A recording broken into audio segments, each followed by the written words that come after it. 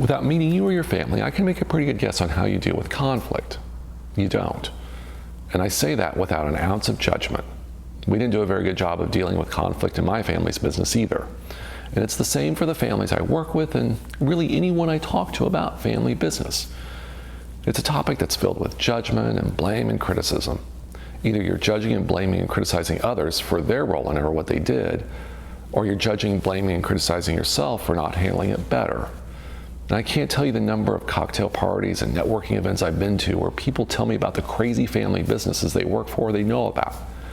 And while they go on, I stand there thinking, I wonder how well your family deals with its conflict. So let's set all the judgment, the blame, and criticism aside and talk about why this is so gosh darn hard and what you can do to change your family's tendency to avoid conflict. Now, it's natural for human beings to avoid conflict. It's what we're programmed to do. It's simply our body protecting us from pain, either physical or psychological. And there's a lot of pain in the family business. It's mom and dad playing favorites, or what feels like playing favorites, when choosing one child over another to run the business. It's making excuses for a family member's poor job performance because you don't want to hurt their feelings, even if they've shown they don't have the skills or desire to be successful at work. And it's putting off big decisions about the future when you don't want to appear eager to push dad out the door to retirement. Managing conflict, or let's say getting along with others, is a skill to learn and practice. And it begins with you. Now, I'm sure that's not what you wanted to hear. What you want to hear is that the other person needs to be the one to change. They need to be the one to simmer down and get their act together. But that's not how it works. That's not how it works, at least at first. Because when you're in conflict with someone, the only thing you can manage is yourself. If you change how you respond, you can change how your family members get along. So when you're at odds with a family member, you'll feel the urge to strike back. That's a sign that a piece of who you are, your identity, the core of your being was hurt. And it doesn't matter how minor. All that matters is that you feel pain. You were hurt by their comments. What you do with that pain is up to you. Now, you can lash back trying to hurt the other person more, or you can take a different approach, and it looks something like this. First, remind yourself that your loved one is hurting too. It's easy to point fingers and say he started it, but that'll send you both in circles, like a dog chasing its tail. Instead, approach them with curiosity and ask, what makes you say that, or why do you feel that way?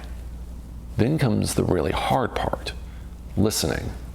Sometimes all anyone needs is to be heard, and once they feel heard, they'll be more likely to listen. Now, you'll get a lot of emotion at first, and some of it will be directed at you, and that's to be expected. Validate that you hear what they're feeling. Confirm what they're saying by replying with, I hear that when Dad listens to me first, you feel ignored.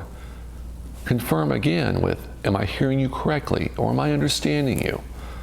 And listen for specifics like behavior or actions that led you to getting sideways with one another in the first place.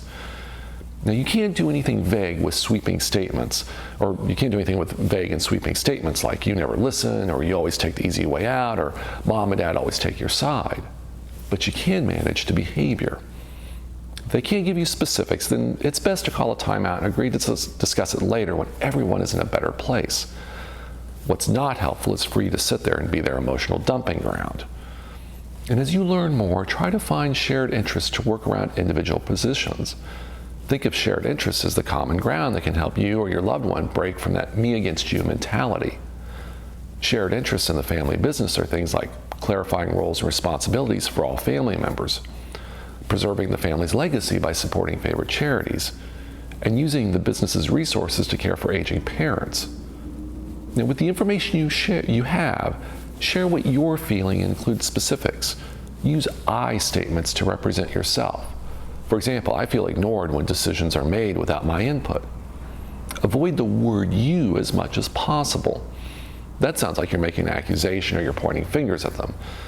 If the situation involves something your loved one did that caused the pain or problem, then bring attention to the situation. But again, point to specific actions or behavior.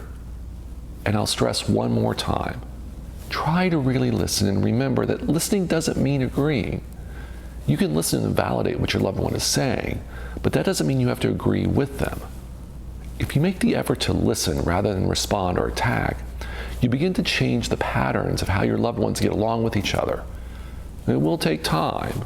We're talking about changing well-established patterns and lifelong habits.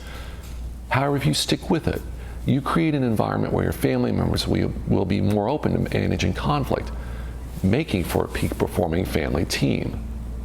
So until next time, I wish you, your family, and your business the very best. Take care.